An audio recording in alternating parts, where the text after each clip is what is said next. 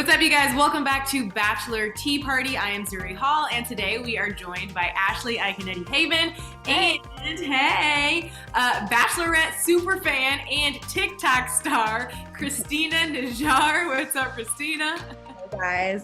Today we are going to be breaking down everything, of course, from Zach getting really vulnerable on his one-on-one with Tayshia to Easy being sent home, and then, of course, all of the drama with Noah and Bennett, because that was mostly the whole episode. Let's start with Zach's one-on-one with Tayshia, where he got really vulnerable, actually. I mean, he talks about how he had a brain tumor, how he, got arrested and had gone to rehab, really opening up. What do you think about what he shared, and do you feel like that maybe brought them closer together?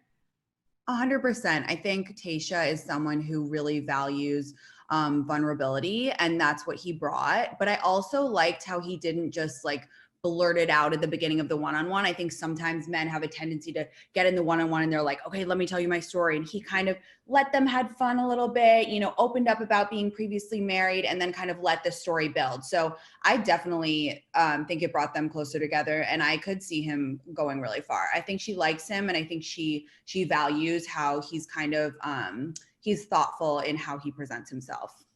I see him going really far. I think he's top 2. If I had to guess right now, I'd say it was him and Ben in the top 2. I love Zach. At first, I didn't I was like, I don't know why people are into this Zach guy. And now, over the past couple of episodes, love him so much. Not only was what he said, we love that he opened up about that, but the fact that he overcame all that also makes him so rootable. Completely. Yeah. And I think also the fact that they have it in common that they were both married before. And also the date was intense. I mean, it was a little bit awkward, but he made it okay and he made it fun. And I could see them really connecting. I agree. I definitely see him hometown. I think he could be top 2 as well. I think he's kind of slow and steady wins the race. He's not an attention seeker or whatever, but he's really there for her and he really cares about her. And as you said, I think it speaks volumes to his character that he overcame so much and he learned from it and grew from it, and is now sort of just such a bigger person because of it.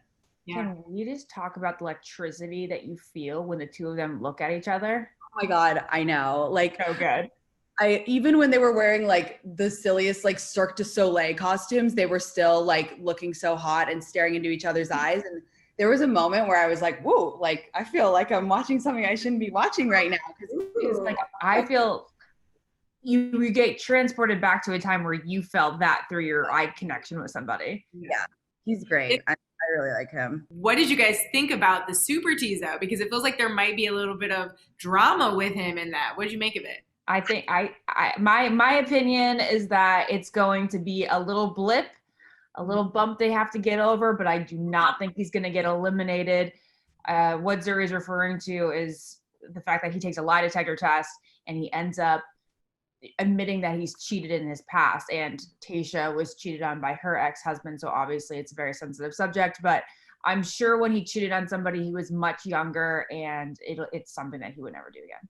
Yeah, I agree. I mean, it's not that I don't put weight on the super tease. It's just that I feel this deep connection, and I don't think it will alter his course very much. And I think that he's shown that he has a really methodical way of explaining his past. So I think he'll be able to do that with this too. So I feel like it will be fine. And I don't see it really changing the course of his path on this season. We're still gunning for top 2.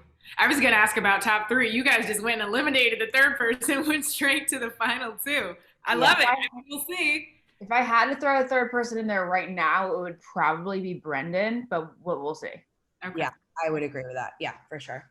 Moving on to Easy and Tayshia's one-on-one date had a very different outcome, obviously. It seemed like they were having a lot of fun together. So were you shocked when she actually ended up sending him home?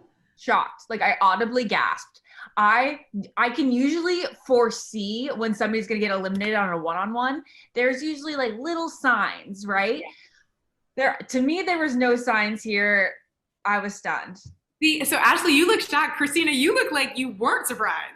So I kind of felt right at the beginning, I was like, I think he's going home. And let me preface this by saying, I loved Easy. Like, I want to see him in Bachelor Nation, you know, for whenever. But I think he's super charismatic. But I think he felt, to me, it felt like he was rushing it, and how he was admitting his feelings. I was like, I haven't even seen a lot of time with you and Tayshia. I haven't seen the spark. And so to me, it felt like he was jumping the gun a bit. And that always feels like very fake. Like, you know, when a guy's like expressing his feelings and it's like, well, we haven't really seen that chemistry. We really haven't seen you guys spend that much time together. So it feels like maybe you're nervous. Maybe you want to, you know, say something. And I feel like when guys admit their feelings, like on a one-on-one like that, it can either go two ways. Either like they get the rose immediately and that really like bumps them up and jumps them forward, or it just rubs the Bachelorette the wrong way.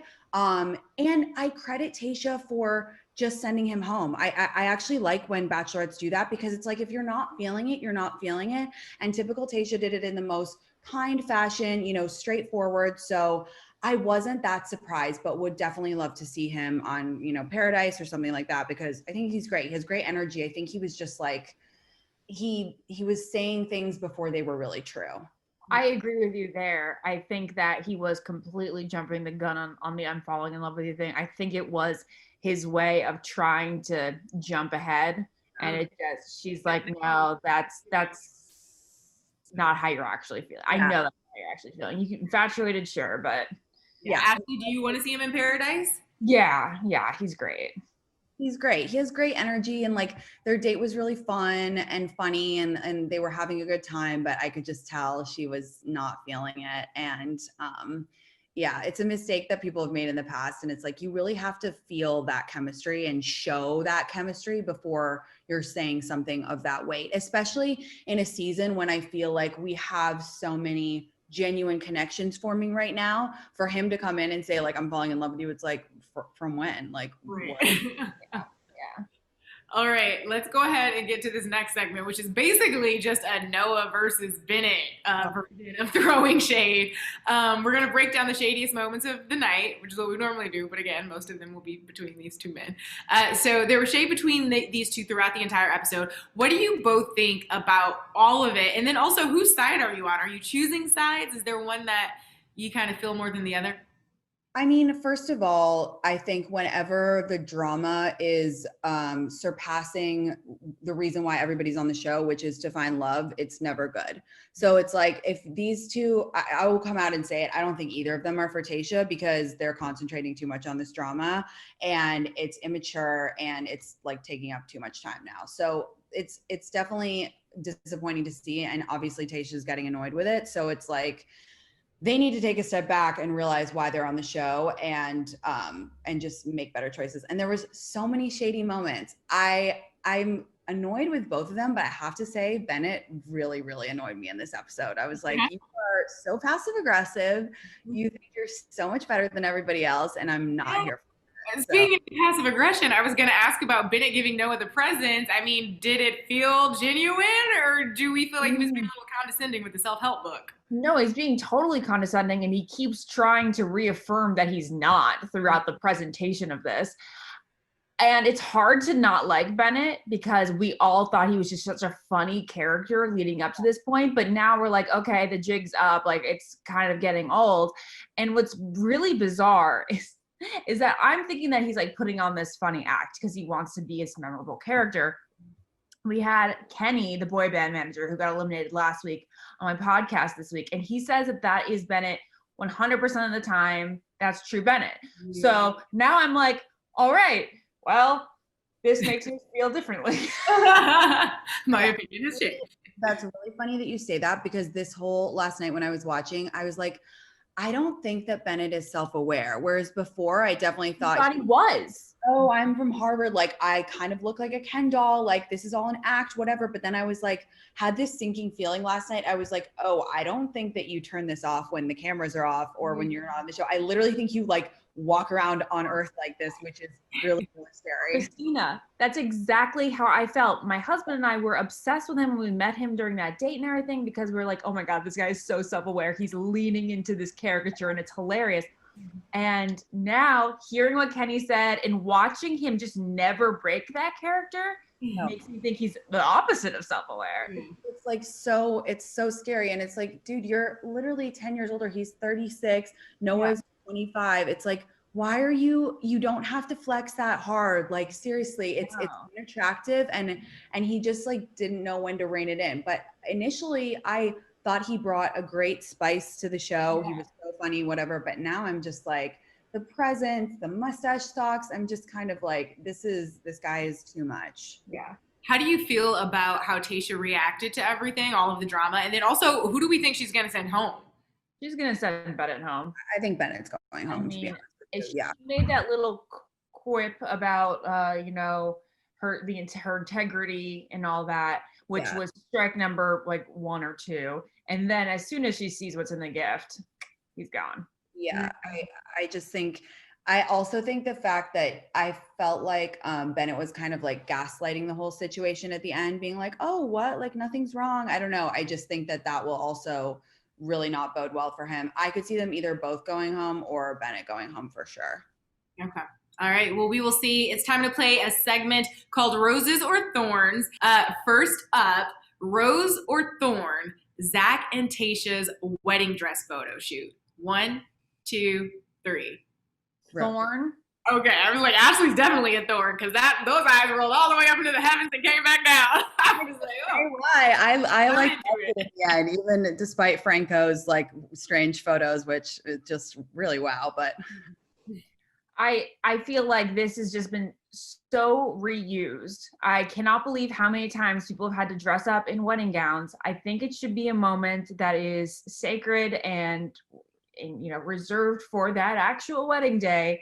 I understand that in this case, the two of them having been previously married, there was a little bit more of an intensity there. I think maybe they had to be more vulnerable.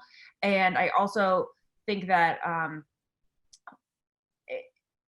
it really does, it can have the ability of making you feel like that. Visualize, like putting your head. Am I okay with this? Am I okay with this vision down the road?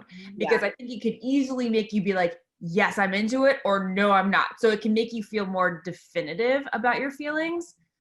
But it's just been so done that I say thorn in this case. Sorry, long explanation. No, I agree. I think that why I said rose is because honestly, like the influx of that, I think in this case, because they've both been married, I kind of felt like they both understand the weight of marriage and like the sanctity of it in a way. And they're both taking this so seriously because they want to get it right this time around. Which is why in this case, I didn't mind it. And also just because it went well and because I'm kind of rooting for him now. So I'm like, yeah, I'll allow it. But I agree when they were like, oh, we're going to do this again. I was like, really? This is just so awkward. And I would feel so awkward doing it. So, but I in the end, I liked it because I had a good outcome. Okay. All right. Next up, Rose or Thorn, the guys opening up with their self-portraits. 1, 2, 3. All the roses. Ooh, all the roses for Ashley. Hesitation with Christina. Who wants to take it first? I'll take it. I mean, I just think that the guys really excelled. Like, I don't know if you get this kind of, I mean, I hate to use the word vulnerability over and over again, but you don't usually get a group of guys being this vulnerable and like having such good stories to tell. And they just all seem so comfortable telling the stories. I think it was one of those moments that like proved that like she's got like a really good group of men there. That now I'm not giving a rose to Ben though for the naked part yet. We can explain that later. Yeah, that was actually why I said thorn, just because although I am incredibly proud and impressed with all the men being so, I guess vulnerable is the word of the season, but I just felt like it was so much. And I don't know if it's because, you know, they're filming this season all in one place and it feels very intense. And it felt like obviously Tayshia kind of broke down and she was like, this is just a lot for me. And I felt like it was a little bit as like the men were all kind of coming with their stories and wanted to be like, well, this is my story and this is my story. And I just felt like it was a bit much for her. However, I'm not disrespecting any of their incredible stories. I think they all were really vulnerable. I think it was just a lot in one place. Okay. So now should we discuss Ben being naked? Dang it. Yes. And that's what I was going to ask. Like, roses or thorns for the part where he literally stripped down? Okay, so initially, for that actual moment, I give it a thorn. I just thought it was him being like, "Oh, I can't find the words, so let me see. What am I really good at using? Yeah. Oh, my body." It was like kind of like an F-boy moment where it was like, "Oh, I'm comfortable like with this." Yeah. So so that's why I give that moment a thorn. However, I mean, I was like mind boggled the way that she took it so well, and she seemed to be in awe of it. And really, what's important here is that Tasha liked it. But he did come through later at the cocktail party when he talked about his past with bulimia and talk about how brave that is for a guy talking about that.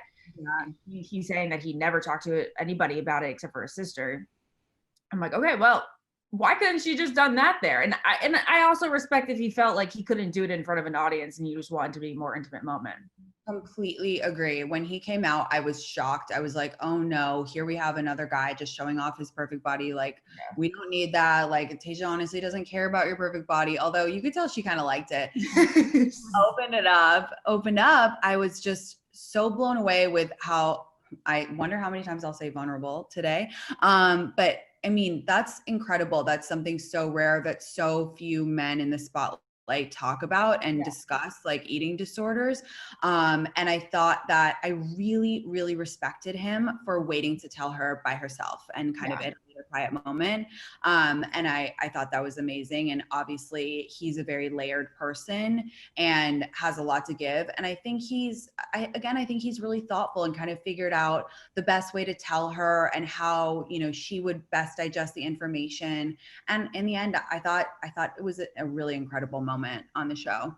Yeah, I agree. The stigma around eating disorders in general, and for us as women to even speak about it, let alone for a guy, and the fact that he's giving that information, not just to Tasha, let's be honest, it's still a show. And that's a thing that he is revealing to the world in that moment. And to your point, Ashley, it is really brave. So that is something that is not easy to do, but the vulnerability certainly paid off to hop on that bandwagon, but it's the right word to be using in this moment. Any final thoughts before we wrap up this version of this segment of Bachelor Tea Party? I love JoJo stepping in. That was just a nice person. Yeah, it was fun. I feel like Tasha really needed a little, she's very brave. She puts on a big facade, Tasha, but I do feel like she feels a lot of intensity right now. So I think that was nice. And it's great to see JoJo. So it's fun. I think my final thought is just that Tasha just blows me away week after week. Like, she was made to be in this role. Like, I've never seen somebody just feel so natural in it. She's amazing. Yeah. I'm excited for her. She's really honest. And when she was chatting to JoJo and saying like, listen, I'm not just going to get engaged to someone because it feels right in the moment. I was like, you are perfect. Like, you give everybody a fair chance. You're excited to know everybody. You listen to your heart and you're kind. And that's exactly what you want to see for a Bachelorette. So she's incredible. And also her fashion. Okay. My goodness gracious. The looks are insane. Like, maybe it's because her body is just like fills out everything perfectly, but like the outfits, every single scene, I'm like, oh my God, to die for. Yes, when she came out in the green dress, I was like, you're perfect. Goodbye. Like, wow, I'm dying. She's perfect. So really, really fun. Wait, now I'm curious. Remind me, Ashley, give us some like intel. How does that process work? Is that like, does Tasha get to be super hands-on and just like pick from what the wardrobe team with the Bachelorette pulls for her? Does she kind of like pick a person to bring with her into the show? Like, how does it happen? So Carrie Feldman has been the show's stylist for the girls and the guys and for Chris Harrison, I think since the beginning of it all. When you walk into the Bachelorette's closet, it's a whole hotel room. And I'm not even kidding you, when there's like 100 shoes and there's just racks and racks and racks. What was interesting for this season is that Tasha and Claire, different sizes, different heights and all that stuff, they had to like kind of bring in a whole bunch of new clothing for Tasha. And wow, did they do an amazing job. But that room is a ton of fun. And they don't bring any of their stuff, they truly bring like toiletries and that's it everywhere else. All right. Well, Christina, Ashley, thank you so much for joining us today. You guys, That wraps up this episode of Bachelor Tea Party. Make sure you go check us out on Facebook. We have the Bachelor Tea Party Facebook fan page. You can keep the conversation going, and we will see you in the next episode. We will see you in the next episode. Bye, guys. Bye. Thanks so much.